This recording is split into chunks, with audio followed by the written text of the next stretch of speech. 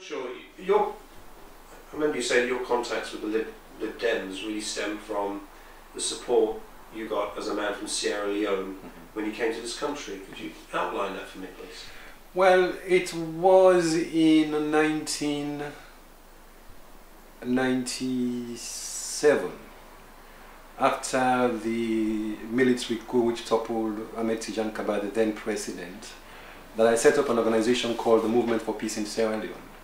And the whole purpose of this organization was to raise the profile of the civil war, to raise public awareness about the deteriorating situation back in Sierra Leone, because there were several wars going on around at the same time. You had the Rwandan conflict, you have Kosovo, etc., etc. So Sierra Leone, to a large extent, was a forgotten war. And the atrocities really, as you now have seen, especially in the epitomizing of this conflict in blood diamonds, was the worst civil war ever.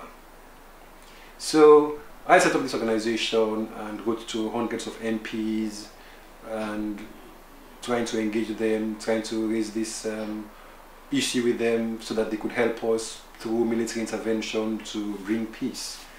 And at the beginning of the year, I wrote to over 200 MPs based on their interest, whether it was third world development, and I had positive responses. And Simon Hughes got in touch, and he lets it be known that an adjournment debate on Sierra Leone was on its way, and we briefed him on the situation, and he led the debate, and the issues that we raised with him were debated in both houses, and that subsequently led to the British government intervention and contributed to peace in Sierra Leone. And as a result, I started looking at the Liberal Democrats Party, and I discovered that their values were not incompatible with mine, so it was easy for me to become a member. And is there still a strong Sierra Leone community in certainly say London South East? Oh yes, there is a strong Sierra Leone community, especially in Southwark. Southwark has the largest concentration of Sierra Leoneans outside the country. And what is the condition of life in Sierra Leone right now?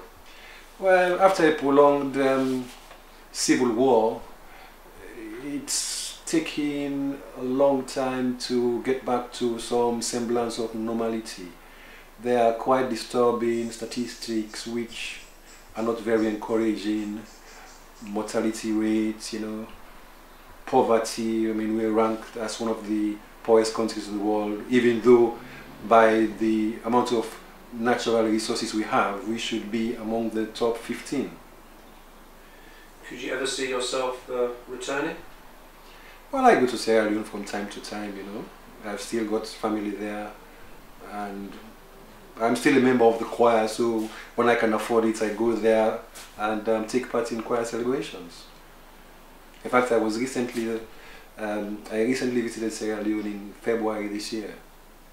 But the sad thing is, every time you go, there's so much changes, and things, in a way, don't seem to be getting better. Although, if you look at the bigger picture, it's gradual, but there's still poverty.